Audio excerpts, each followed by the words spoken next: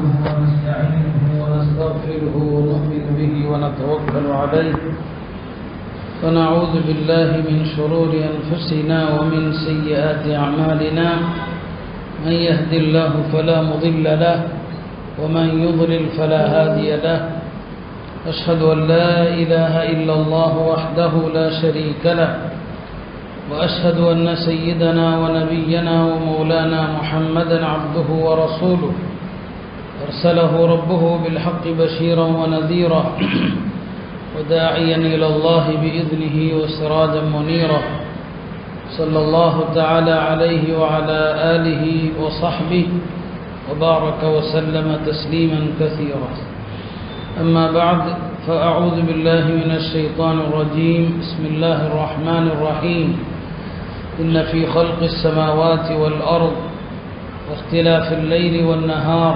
لآيات لأولي الألباب وقال النبي صلى الله عليه وسلم كن في الدنيا كأنك غريب أو عابر سبيل أو كما قال عليه الصلاة والسلام கண்ணியத்திற்குரிய அல்லாஹ் நல்லடியார்களே, இன்னும் ஓரிரு நாட்களிலே ஆங்கில புத்தாண்டு வரவிருக்கிறது. பொதுவாக உலகத்திலே நாட்களை மாதங்களை கணக்கிடுவது ஆதிகாலத்திலிருந்து 3 வகையான பழக்கங்கள் இருந்திருக்கிறது. ஆண்டு கணக்கு என்பது, ஒரு மாதத்தை நிறைவு செய்வது என்பது எதை அடிப்படையாக வைத்து என்பதில் 3 வகையான மக்கள் இருந்திருக்கிறார்கள். பெரும்பாலான மக்கள் சந்திரனை அடிப்படையாக கொண்டு, சந்திரனுடைய சுழற்சி அடிப்படையாக கொண்டு மாதத்தை கணக்கிட்டு வந்துள்ளனர். அதுதான் இஸ்லாத்திற்கு முன் இருந்த அரபுகளிடத்திலும் இருந்தது. பெரும்பாலான மக்கள் அந்த கணக்கையே கையாண்டிருக்கிறார்கள். அதுதான் பெரும்பாலான மனிதர்கள் கையாண்டது. இன்னொரு சமூகம் சூரியனுடைய சுழற்சியை அடிப்படையாக கொண்டு மாதங்களையும் வருடங்களையும் கணக்கிடக்கூடியவர்களாக இருந்திருக்கிறார்கள். மேற்கத்தியர்கள், ஆங்கிலேயர்கள், குறிப்பாக கிறித்தவர்கள் அதையே பழக்கத்தில் கொண்டு வந்து உலகம் முழுவதும் அதை நடைமுறைப்படுத்திவிட்டனர்.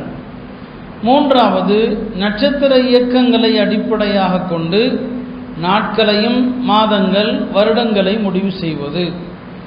இந்துக்களில் ஒரு சாராரிடமும் அந்த அடிப்படையில் தான் அவர்களிடம் நாட்கள், மாதங்கள், வருடங்கள் முடிவு செய்யப்படுகிறது. இப்படியான இந்த கோள்களை அடிப்படையாக வைத்து தான் உலகத்தில் எல்லா சமூகங்களும் மாதங்களை முடிவு செய்கிறாங்க.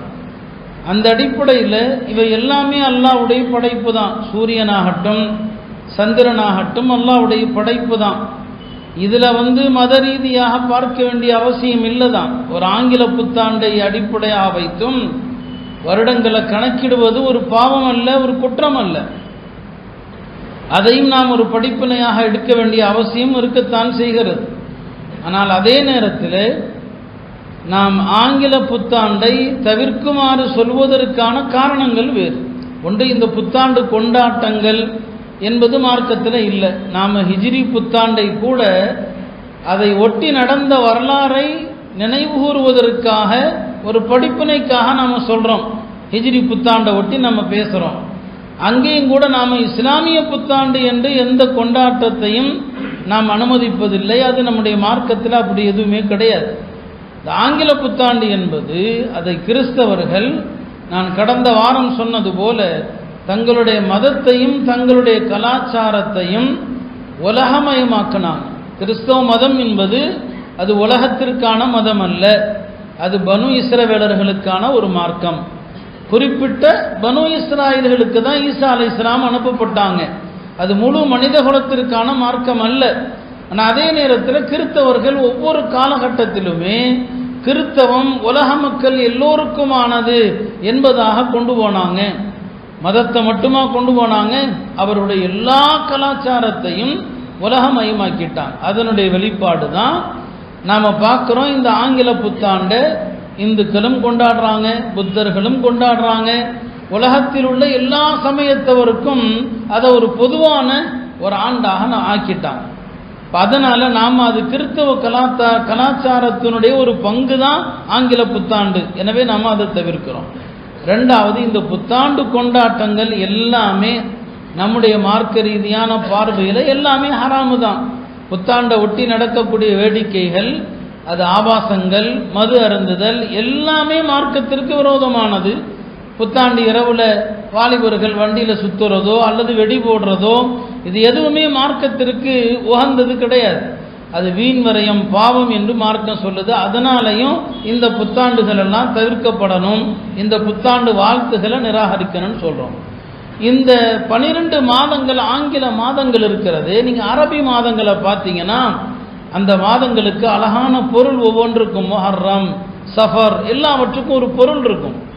இந்த ஆங்கில மாதங்கள் இருக்கிறது, இது கிறிஸ்தவர்கள் அதை கிரேக்கர்கள்ட்ட இருந்து எடுத்தாங்க. இந்த ஜனவரியிலிருந்து டிசம்பர் வரை ஒவ்வொரு மாதமுமே அவர்கள் வழிபட்டு வந்த கடவுளர்களுடைய பெயர்கள்.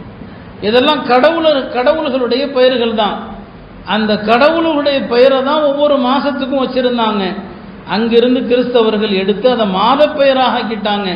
எனவே அப்படி பார்த்தாலும் இந்த பெயர்கள் எல்லாம் ஷிர்க்குடைய பொருளை தாங்கி இருக்குது, இணை வைப்பு பொருளை தாங்கி இருக்குது, பல தெய்வ கோட்பாட்டை தாங்கி இருக்குது. அப்படி பார்த்தாலுமே கூட நாம் அதை புறக்கணிக்க வேண்டியவர்களாக இருக்கிறோம். எனவே ஒரு வருடம் என்ற அடிப்படையில் பார்த்தோம்னு சொன்னால் எந்த கணக்குமே தவறொன்றும் கிடையாது. ஆனாலும் இந்த ஆங்கிலேய புத்தாண்டுக்கு பின்னால இருக்கிற இவ்வளவு சூழ்ச்சிகளை நாம் விளங்கணும்னு சொன்னால் முஸ்லிம்கள் யாரும் அதை கொண்டாடவோ அதை ஒரு மகிழ்ச்சியான நாளாகவோ எடுத்துக்கொள்ளவே மாட்டாங்க. இயல்பான மனிதன் கணக்கிடுவதற்கு எளிதானது எது அப்படின்னு சொன்னால் குர்ஆனுடைய பார்வையில், அல்லாஹ்வுடைய பார்வையில் சந்திர ஆண்டு அதுதான் இயல்பானது. அல்லாஹ் தஆலா அதைத்தான் குர்ஆன்லையும் சொல்றான். யஸ்அலூனக அனில் அஹில்லா, நபியே இவர்கள் உங்களிடத்திலே பிறைகள் குறித்து கேட்குறாங்க. பிறைகள் குறித்துன்னு சொன்னால் பிறைகள் சிறியதிலிருந்து படிப்படியாக வளர்ந்து முழுமையடைந்து பிறகு தேய்பிறையாகிறது அல்லவா. இந்த பிறைகளுடைய நிலையை பற்றி கேட்குறாங்க. அல்லாஹ் அதுக்கு பதில் சொன்னா, குல் ஹிய மவாகீது லின்னாஸ், இந்த பிறைகள் தான் மனிதர்களுக்கான காலண்டராக இருக்கிறது, மனிதர்களுக்கான கால அட்டவணையாக இருக்கிறது. பிறைகளை வைத்து தான் மனிதர்கள் நாட்களையும் வாரங்களையும் மாதங்களையும் ஆண்டுகளையும் முடிவு செய்கிறார்கள் என்று அல்லாஹ் திருமறையில் சொல்றான். அந்த வகையில் அல்லாஹ்விடத்தில் அங்கீகரிக்கப்பட்ட ஆண்டு என்பது இந்த சந்திர ஆண்டு தான். உலமாக்கள், சில ஆய்வாளர்கள் சொல்லுவாங்க, குர்ஆனில் ஒரு வார்த்தை எத்தனை தடவை வருது அப்படிங்கிறத குறித்தெல்லாம் நிறைய ஆராய்ச்சிகள் ஆய்வுகள் நடக்கும். குர்ஆனில் மாதத்திற்கு அரபியில் ஷஹர், மாதம் என்று சொன்னால் ஷஹர்னு சொல்லப்படும். இந்த ஷஹர் அப்படிங்கிற வார்த்தை குர்ஆனில் முதல்ல எங்கே வருது, கடைசியாக எங்கே வருது அப்படின்னு சில ஆய்வாளர்கள் பேசும்போது சொல்கிறாங்க, குர்ஆனில் மாதம் அப்படிங்கிற வார்த்தை முதல்ல எங்கே வருதுன்னா சூரத்துல் பக்ரால வருது. ஷஹரு ரமதான் அல்லதி உன்சில ஃபீஹில் குர்ஆன், குர்ஆன் அருளப்பட்ட ரமதானுடைய மாதம்.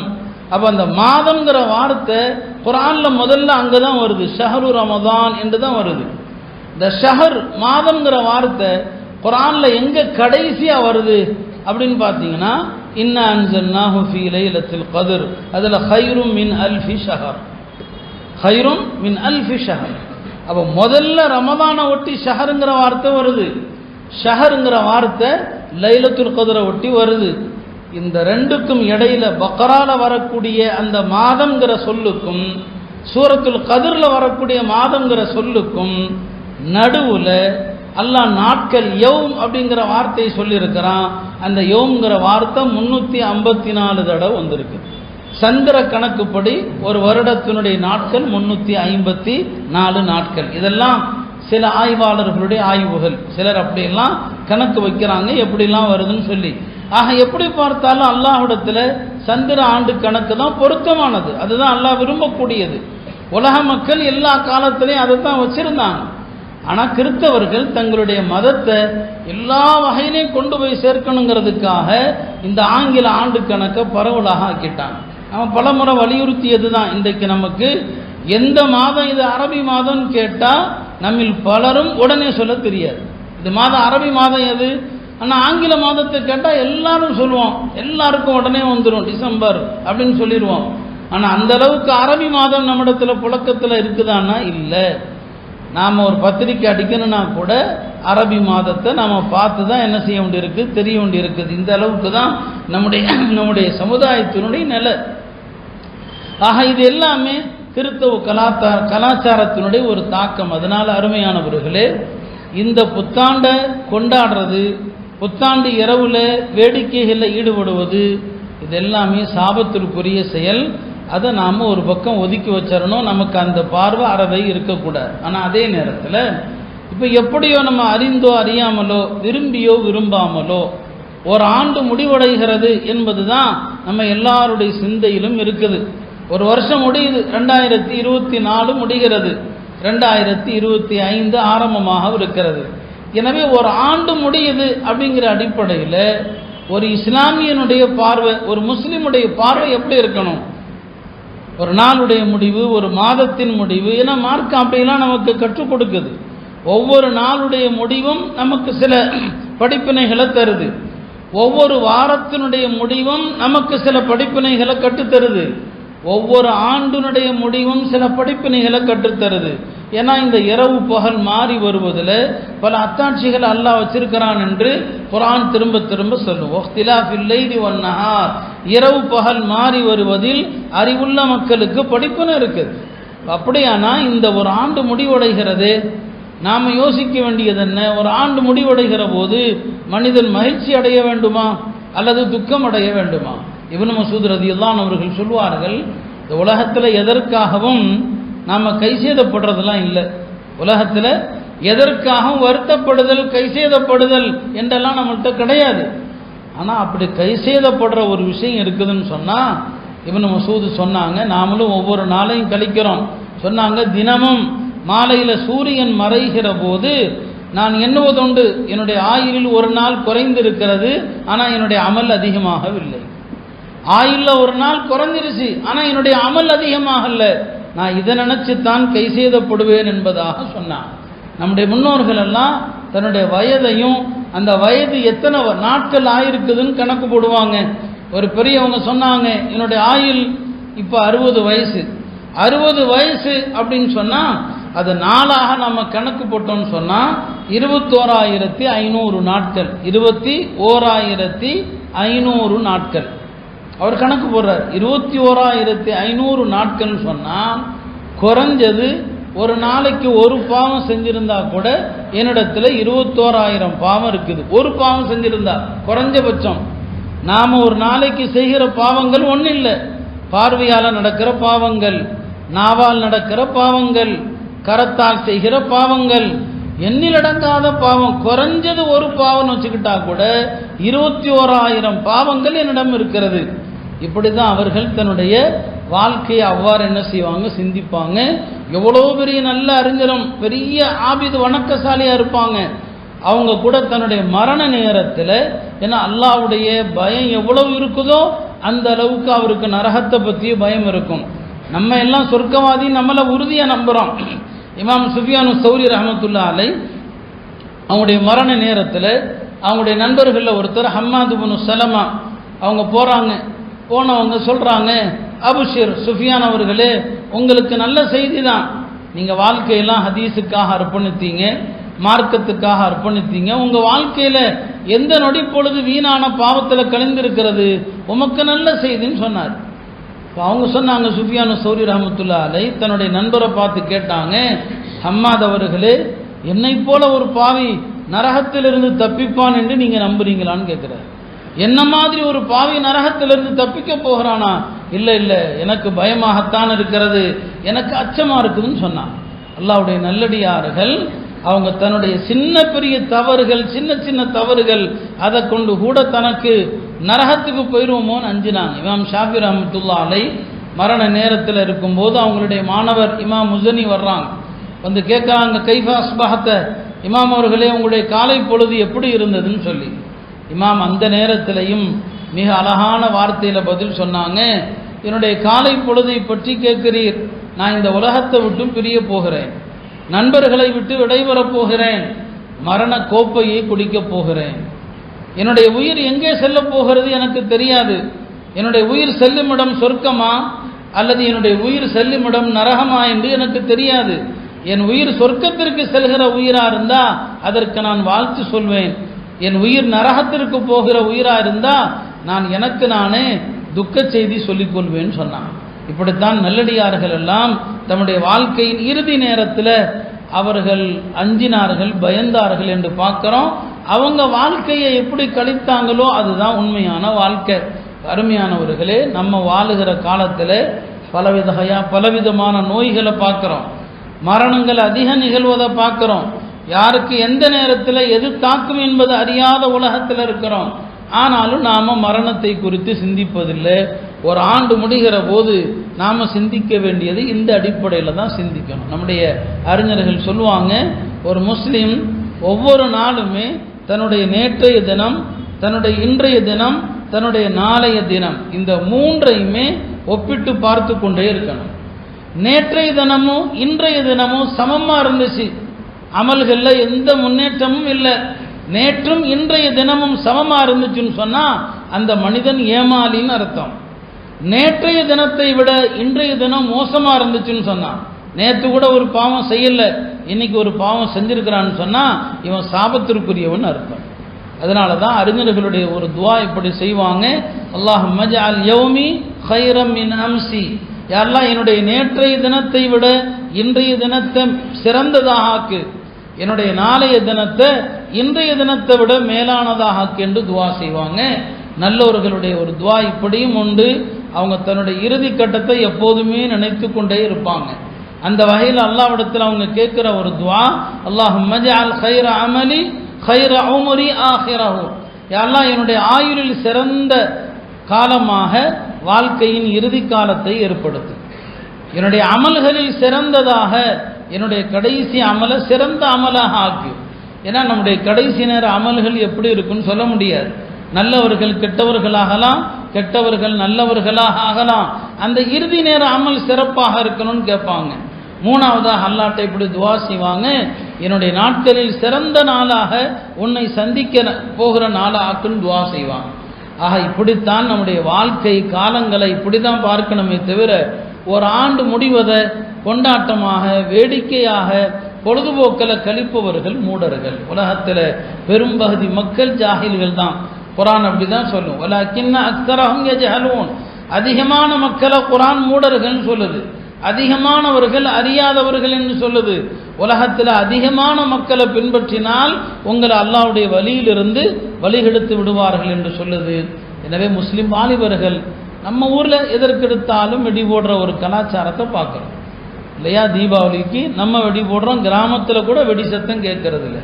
நேற்று நைட்டு திடீர்னு பார்த்தா 10 மணிக்கு வெடி சத்தம், யாரோ எம்பி வந்தாங்களோ அவங்கள வரவேற்கிறதுக்கு வெடி சத்தம். இது என்ன கலாச்சாரம்? இது முஸ்லிம்களுடைய கலாச்சாரமா? இது ஒரு எம்பி வருகையை முன்னிட்டு இப்படியெல்லாம் வெடி போடுறது. வெடி போடுறதுனால இரவு நேரம் குழந்தைகள் பயப்படுவாங்க இல்லையா? இதய நோயுள்ளவர்களுக்கு அதிர்ச்சியை தரும், வயோதிகர்கள் பாதிக்கப்படுறாங்க, தூங்கிட்டு இருக்கிறவங்க அந்த சத்தத்தில் எந்திருவாங்க. ஒரு முஸ்லீம் தன்னுடைய சொல்லாலோ செயலாலோ தன்னுடைய கரத்தாலோ நாவாலோ பிறருக்கு தொந்தரவு தராதவன் தான் முஸ்லீம் என்று பெருமானார் ஸல்லல்லாஹு அலைஹி சொல்லி இருக்க, இந்த வேடிக்கைக்கும் இஸ்லாத்துக்கும் என்ன சம்பந்தம் இருக்குது? எனவே புத்தாண்டு கொண்டாட்டங்கள் என்பது பல வகையில் ஹராம், அது மார்க்க விரோதமானது, கிறிஸ்தவ கலாச்சாரத்திற்கு ஒப்பானது. நீங்க கிறிஸ்தவ கலாச்சாரத்தை விரும்பி செஞ்சீங்கன்னா நீங்களும் கிறிஸ்தவராக ஆயிடுவீங்க. மன் தஷப்பஹ பிகௌமின் ஃபஹுவ மின்ஹும், இன்னொரு சமுதாயத்தினுடைய பழக்க வழக்கங்களை அந்த சமுதாயத்தை நேசிக்கிற அடிப்படையில் ஒருத்தன் செஞ்சான்னு சொன்னா அந்த சமுதாயத்தில் ஒரு அங்கமாக அவனும் ஆகிவிடுவான் என்று பெருமானார் ஸல்லல்லாஹு அலைஹி வஸல்லம் சொன்னாங்க. எனவே அருமையானவர்களே, வருடம் முடிகிற நேரத்தில் நாம கணக்கு போடுறது வேற கணக்கு.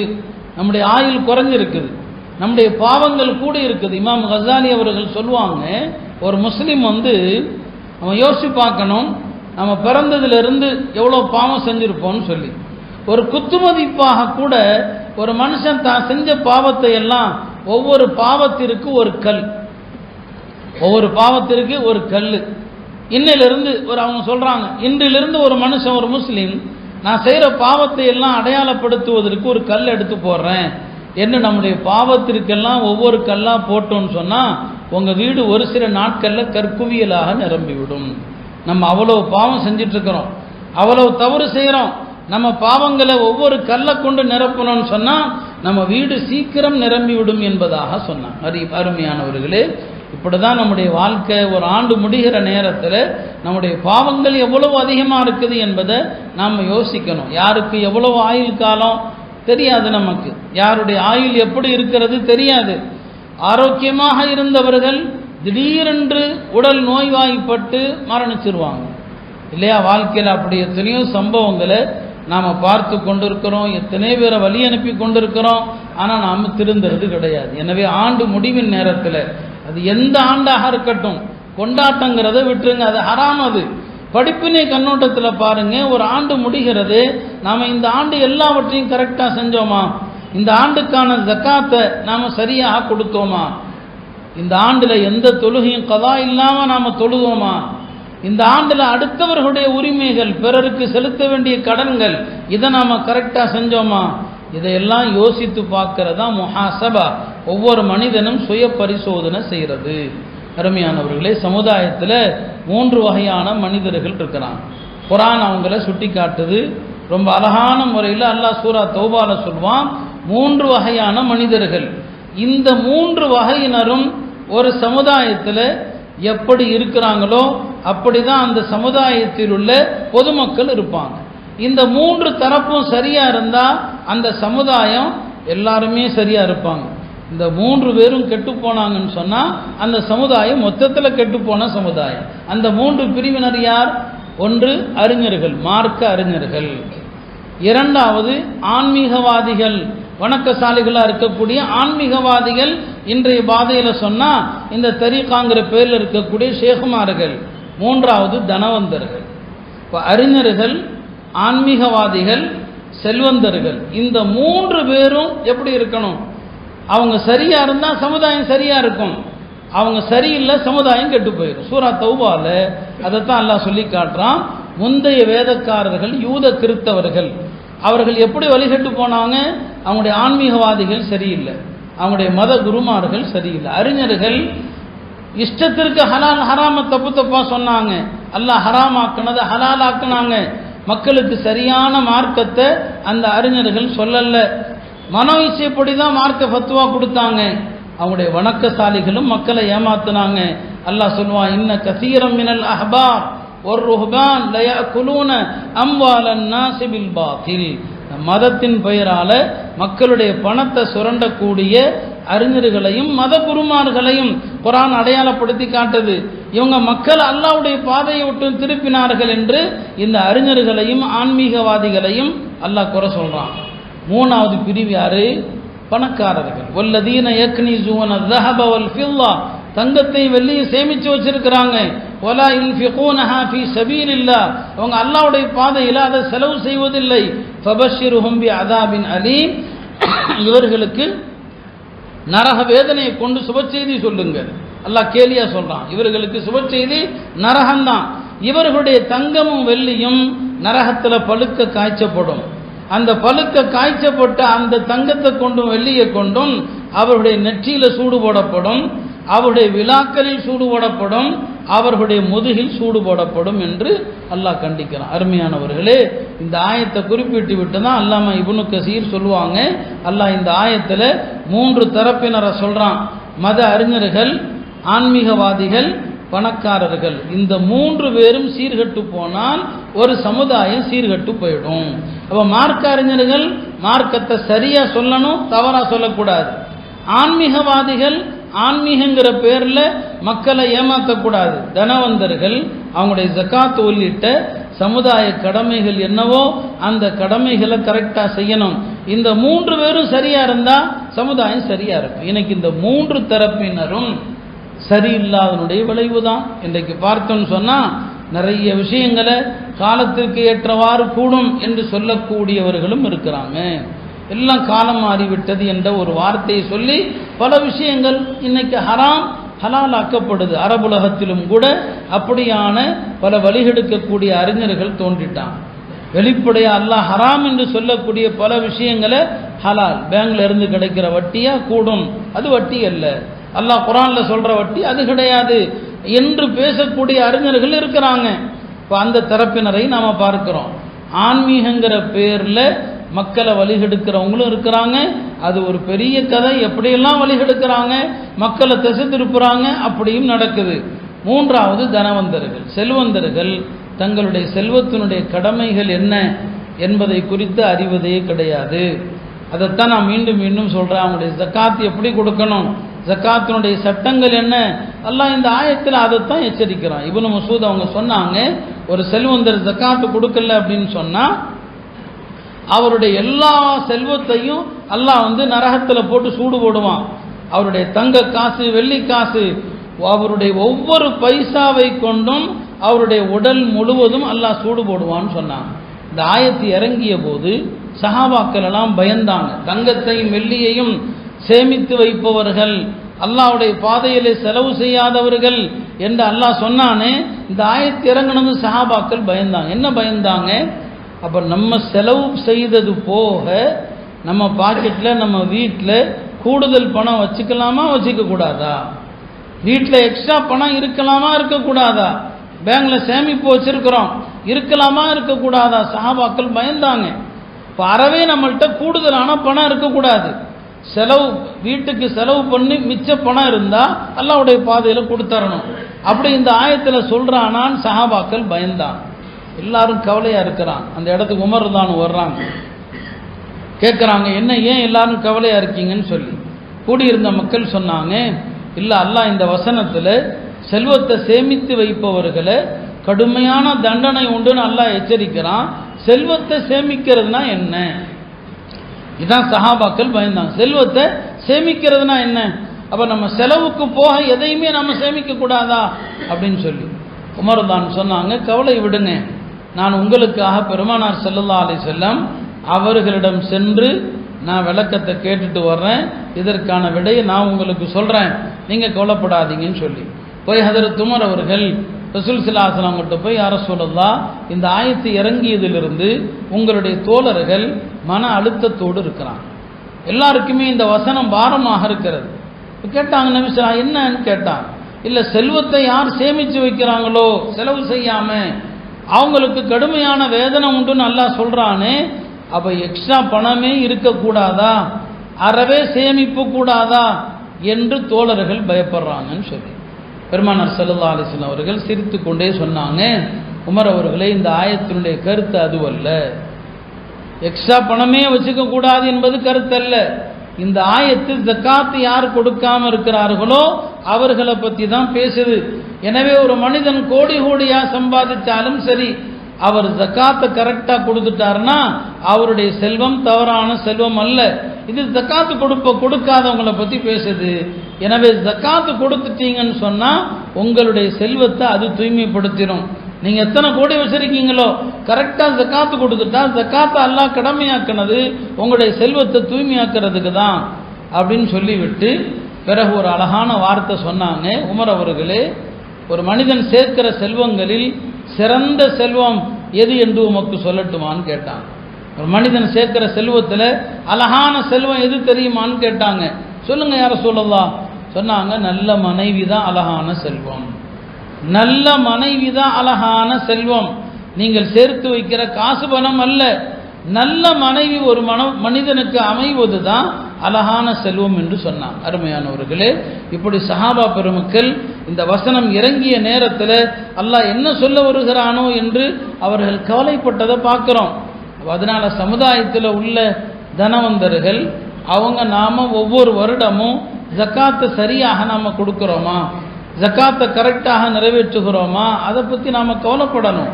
இந்த ஆண்டு முடிகிற நேரத்தில் ஒவ்வொரு மனிதனும் தான் வாங்கிய கடன் வாங்கக்கூடியவர்கள் பலருமே கடனை திருப்பி கொடுக்கிறது குறித்து யோசிப்பதே கிடையாது. அதை பற்றி யாரும் சிந்திக்கிறதே இல்லை. கடன் வாங்குகிற நேரத்தில் எப்படியெல்லாம் கெஞ்ச முடியுமோ அப்படியெல்லாம் கெஞ்சி ஒரு ஆள்கிட்ட இருந்து வாங்கிடுறான். ஆனால் வாங்கின பிறகு அந்த கடனை திருப்பி கொடுக்கிற விஷயத்தில் நமக்கு அக்கறை இல்லாமல் போய்விடுகிறது. பலரும் வியாபாரத்தில் தொழில்களில் கடன் வாங்கிட்டு இந்த கடனை கொடுக்காம இருக்கிறோம்.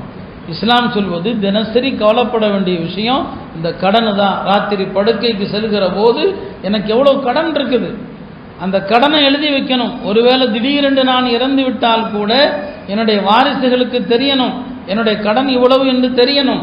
அந்த கடன் இருக்க நீங்கள் மரணித்தால் நீங்கள் எவ்வளவு பெரிய சாதனையை இந்த மார்க்கத்திற்காக செய்திருந்தாலும் அல்லாஹ் அவருடைய பாவத்தை மன்னிக்க மாட்டான். இந்த கடன் அவருக்கும் சொர்க்கத்துக்கும் மத்தியில் தடையா நிற்கும். கடன் சொர்க்கத்தில் நுழைவதை தடுக்கும். எந்த அமல் செஞ்சாலும் சரி, உச்சக்கட்டமாக ஒரு முஸ்லீம் செய்யக்கூடிய அமல் எது? அல்லாஹ்வுடைய பாதையில் உயிரை கொடுக்கறது தான். உயிரை கொடுக்கறது எவ்வளோ பெரிய தியாகம். பெருமானார் சொன்னாங்க, அல்லாஹ்வுடைய பாதையில் கொல்லப்பட்டவருடைய எல்லா பாவமும் மன்னிக்கப்படும், ஆனால் அவருடைய கடனை தவிர. அவருடைய கடனை தவிர. தாரணம் தேவந்துடைய ஷேகுல் ஹதீஸாக இருந்தாங்க மௌலானா முஃப்தி சயீத் சாஹிப் ரஹ்மத்துல்லாஹி அலைஹி. அவங்க இந்த கடன் தொடர்பான பாடத்தில் ஒரு சம்பவம் எழுதுவாங்க. தேவபந்தில் ஒரு பெரிய ஆலிம் ஒருத்தர் இருந்தாங்க. அந்த ஆலிம் சின்ன சின்ன புத்தகங்கள் எல்லாம் வெளியிடுவாங்க, சின்ன சின்ன புத்தகங்கள் போடுவாங்க. அவங்க மௌத்தாயிட்டாங்க, அவர்கள் மரணிச்சிட்டாங்க. இப்போ மௌலானா அவர்கள் டெல்லியில் தன்னுடைய புத்தகங்களை எல்லாம் அச்சிடுவதற்காக ஒரு மாற்று மத அன்பர் அவர்கிட்ட போக வர இருக்கிறாங்க. அந்த மாற்று மத அன்பர் மௌலானா சயீத் சாஹிபிடத்தில் சொன்னாங்களாம், ஹஜரத், தங்களுடைய மதரசால தேவபந்தில் ஒரு பெரிய அறிஞர் இன்னார் இருந்தார் இல்லையான்னு சொல்லி கேட்டாங்க. ஆமாம் இருந்தாங்க. என்னப்பா விஷயம்? அவங்க மூத்தாயிட்டாங்க. ஆமாம் மூத்தாயிட்டாங்க. அவர் டெய்லி என் கனவுல வர்றாரு. அந்த மாற்று மத நண்பர் சொல்றாரு, அவர் டெய்லி என்னுடைய கனவுல வர்றாரு. கனவுல என் கடைக்கு பக்கத்தில் தள்ளி நிற்கிறார், தூரமாக நிற்கிறார். அவர் என்கிட்ட இருந்து எதையோ எதிர்பார்க்குற மாதிரியே நிற்கிறார். இந்த கனவுக்கு என்ன அர்த்தம் எனக்கு புரியலன்னு சொல்றார். இந்த மாற்று மத அன்பர் கேட்குறார். இப்போ ஹஜரத் கேட்குறாங்க, அவர் கொடுக்கல் வாங்கல ஏதாவது உனக்கு பாக்கி வச்சிருக்கிறாரப்பான்னு கேட்குறாங்க. இப்போ அவர் சொன்னார், ஆமாம், கொஞ்சம் ரொம்ப பெருசெல்லாம் ஒன்றும் கிடையாது, லட்சக்கணக்கில் ஒன்றும் கிடையாது, சின்ன சின்ன புத்தகங்கள் போடுவாங்க, கொஞ்சம் அவருடைய கொடுக்கல் வாங்கல கொஞ்சம் மிச்சம் இருக்குதுன்னு சொல்லி. இப்போ அதில் சொன்னாங்க, எங்களுடைய நபி சொன்னாங்க, ஒரு மனிதன் கடனாளியாக இறந்து போனால் அந்த கடன் அடைக்கப்படாத வரை அவர் அடமானம் வைக்கப்பட்ட கைதியை போல. ஒரு ஆள் இறந்துட்டான், கடனை வச்சுட்டு இறந்துருக்கிறான், அது ஒரு பைசாவோ ஒரு லட்சமோ, அந்த கடனை அவன் குடும்பத்தார் அடைக்காத வரைக்கும் அவர் அடமானம் வைக்கப்பட்ட கைதி. அந்த கடனை யாராவது விடுவிக்கணும், விடுவிச்சாதான் அவர் சொர்க்கத்துக்கு போவாருன்னு சொன்னாங்க. எனக்கு என்னமோ அவர் உனக்கு கடன் தர வேண்டி இருக்குது இல்லை, உன்னுடைய கனவுல அந்த கடனை மன்னிக்குமாறு அவர் சொல்றாருப்பா, நீ மன்னிச்சாதான் அவர் சொர்க்கத்துக்கு போவாருன்னு சொல்லி. உடனே அவர் சொன்னார், ஹஜரத், நான் மன்னிச்சிட்டேன், அவர் தர வேண்டிய கடனை நான் மன்னிச்சிட்டேன், அது ஒரு பெரிய அமௌண்ட்டும் கிடையாது. அப்போ சொன்னாங்க முஃப்தி சாப், ஒரு முஸ்லீம் அல்லா இன்னைக்கு நம்மள சில பேர் அப்படி கூட இருப்பான், அப்படி சில பேர் இருப்பான், அடுத்தவனை ஏமாத்தலான்னு சொல்லி இல்லையா, இந்துக்களாக இருந்தால் ஏமாத்தலாம். இது யூதர்களுடைய குணம். குர்ஆன்ல அல்லாஹ் சொல்றான், யூதர்கள் தான் யூத மதம் அல்லாத மற்றவர்களிடத்துல காசு பணத்தை வாங்கி அதை கொடுக்க மாட்டான், அபகரிச்சிருவான். அதுக்கு அவன் என்ன காரணம் சொன்னா, லைஸ அலைனா ஃபில் உம்மியன சபீல், யூதர்கள் அல்லாத மற்றவர்கள் விஷயத்தில் நாங்கள் என்ன செஞ்சாலும் அல்லாஹ் எங்களை தண்டிக்க மாட்டான். இது யாரு? யூதர்கள் உலகத்தில் அவர்கள் செய்த அட்டூழியங்கள்ல ஒன்று.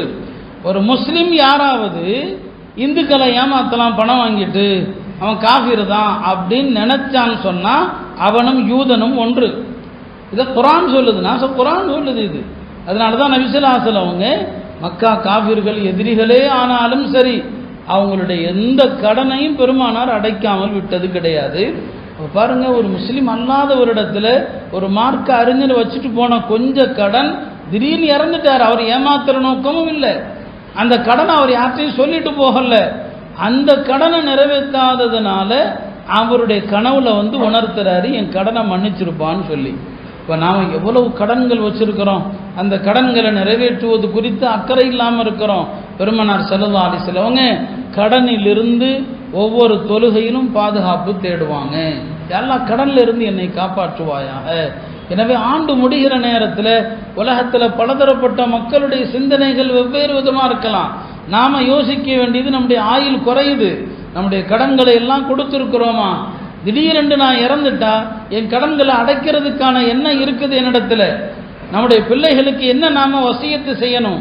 இப்படித்தான் ஒரு நாள், ஒரு வாரம், ஒரு மாதம், ஒரு வருடம் முடிகிற போது ஒரு முஸ்லிமுடைய கணக்கு இப்படி தான் இருக்கணுமே தவிர உலகத்தாருடைய அந்த சிந்தனைகள், புத்தாண்டு கொண்டாட்டங்கள், புத்தாண்டுக்கு புது ட்ரெஸ்ஸுகள், இந்த வேடிக்கைகள் எதுவுமே நம்முடைய மார்க்கத்திற்கு சம்பந்தப்பட்டது அல்ல. எனவே அருமையானவர்களே, ஒவ்வொரு நாள் முடிகிற போதும் இப்னு மஸ்ஊத் சொன்னது போல இந்த நாள் என்னுடைய வாழ்க்கையில் அமல்களில் எதையும் அதிகப்படுத்தல, அந்த நாள் துயரமான நாள், அந்த நாள் வருத்தத்திற்குரிய நாள். நமக்கு நாமே ஆறுதல் சொல்லணும், அடுத்த நாளாவது சிறப்பாக அமையட்டும் என்று. அந்த அடிப்படையில் தான் நாம் இந்த ஆண்டுகள் முடிவதை எடுத்துக்கொள்ளணும். எனவே இந்த புத்தாண்டு நமக்கானது அல்ல, நாம் கொண்டாட வேண்டியது அல்ல. ஆனால் எப்படியோ அதை கணக்கு எடுத்துக்கொள்ள வேண்டிய கட்டாயமும் இருக்குது. அதைத்தான் நம்ம கணக்கில் வச்சிருக்கிறோம். அப்படி முடிகிற நேரத்தில் நாம் சொன்ன இந்த விதத்தில் நமக்கு நாமே ஒரு சுய பரிசோதனை செய்யணும். நம்முடைய வணக்கங்கள் எல்லாம் கரெக்டாக இருக்குதா, நம்முடைய கொடுக்கல் வாங்கல் சரியாக இருக்குதா. நான் திரும்ப திரும்ப சொல்கிறது 3 விஷயங்கள் தான். இந்த 3 விஷயத்தையும் சரி பண்ணீங்க, உங்கள் பொருளாதாரம் சுத்தமான பொருளாதாரம். இந்த 3லையும் கோட்டை இருந்துச்சு, உங்களுடைய பொருளாதாரம் அசிங்கமான பொருளாதாரம். ஒன்று, ஒரு இறந்து போன மனிதருடைய சொத்தை கரெக்டாக பிரித்து கொடுக்கறது.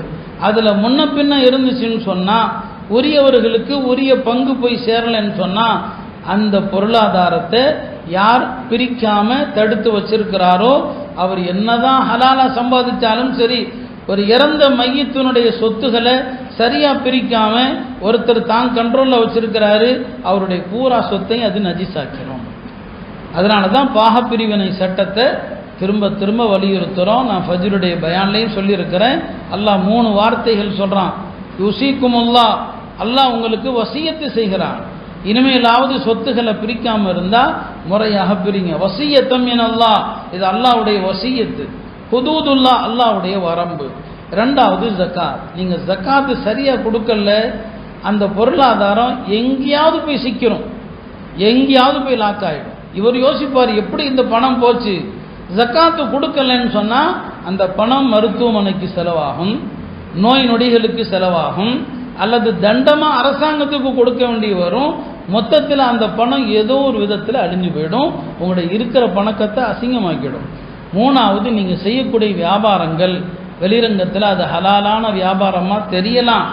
ஆனால் நபி ஸல்லல்லாஹு அலைஹி வஸல்லம் அவர்கள் வியாபாரத்தில் என்னென்ன விஷயங்கள் கூடாது, சில விஷயங்கள் மக்ரூ, அது மக்ரூ தஹரீமாவும் இருக்கலாம், மக்ரூ தன்சீஹாவும் இருக்கலாம். அந்த மாதிரி 9 விஷயங்கள் சொன்னாங்க. நம்முடைய வியாபாரத்தில் அதையெல்லாம் தவிர்த்திருக்கிறோமா? இதையெல்லாம் செஞ்சால் நம்முடைய வியாபாரம் சுத்தமானது, ஹலாலானது. இதில் ஓட்டம் வந்தால் நம்முடைய செல்வமும் அசிங்கமானது. அசிங்கமான செல்வம் போனால் நம்முடைய உள்ளங்கெடும், உள்ளங்கெட்டால் அமல்கள் கெடும். இன்னைக்கு தொழுகையில் ஓர்மை இல்லை, எல்லாருமே சொல்கிறோமா இல்லையா? தொழுகையில் ஏன் ஓர்வு வரமாட்டிருக்குது? நம்முடைய உடலுக்குள் செல்லக்கூடிய உணவுகள், பானங்கள் அது தூய்மையாக இல்லை, எல்லாமே கலப்படமாக இருக்குது. கலப்படமானதை தான் எல்லாரும் சாப்பிட்றோம். அதனால வணக்கங்களில் இன்பம் இல்லை, இரவு வணக்கத்தில் தஹஜ்ஜுதில் ஆர்வம் இல்லை, குர்ஆன் ஓதுனா மனசு லயிக்கிறது இல்லை. எல்லாத்துக்கும் காரணம் இந்த ஹராமு தான். எனவே இதையெல்லாம் சரி செய்யணும். இல்லாமல் அல்லாஹ் மற்ற சமுதாயங்களைப் போல ஒரு ஆண்டினுடைய முடிவை நாம் பார்க்காம பெருமானார் ஸல்லல்லாஹு அலைஹி வஸல்லம் அவர்களும் நல்லோர்களும் எப்படி பார்த்தாங்களோ அந்த பார்வையில் ஆண்டுகள் முடிவதை நாம் பார்த்தோமேயானால் அதுதான் குர்ஆனுடைய சிந்தனை. எனவே ஆண்டுகள் மாறி மாறி வருவது அல்லாஹ்வுடைய படைப்புகளின் அத்தாட்சிகளில் ஒன்று. அந்த அத்தாட்சியை கொண்டு நாம் படிப்பினை பெற்று வாழ்க்கையில் செய்த தவறுகளில் இருந்து மீண்டு அல்லாஹ்விடம் தௌபா செய்வோம். எல்லாம் வல்ல அல்லாஹ் வரக்கூடிய ஆண்டுகளை முஸ்லிம் சமுதாயத்திற்கு நன்மை பயக்கக்கூடிய ஆண்டுகளாக ஆக்கி அருள்வானாக. கடந்த ஆண்டுகளிலே நடந்த துயரங்கள் அனைத்திலிருந்தும் இந்த சமுதாயத்திற்கு அல்லாஹ் நிவாரணத்தை தருவானாக. உலகம் முழுவதும் முஸ்லிம்கள் எங்கெங்கு எந்த பிரச்சனைகளில் இருக்கிறார்களோ அந்த பிரச்சனைகளில் இருந்தெல்லாம் வரக்கூடிய ஆண்டுகளிலே அல்லாஹ் விடுதலை தருவானாக. முஸ்லிம்களுடைய பள்ளிகளை, மதரசாக்களை அல்லாஹ் பாதுகாப்பானாக. வாஹிரு தஅவானா அனில் ஹம்துலில்லாஹி ரப்பில் ஆலமீன்.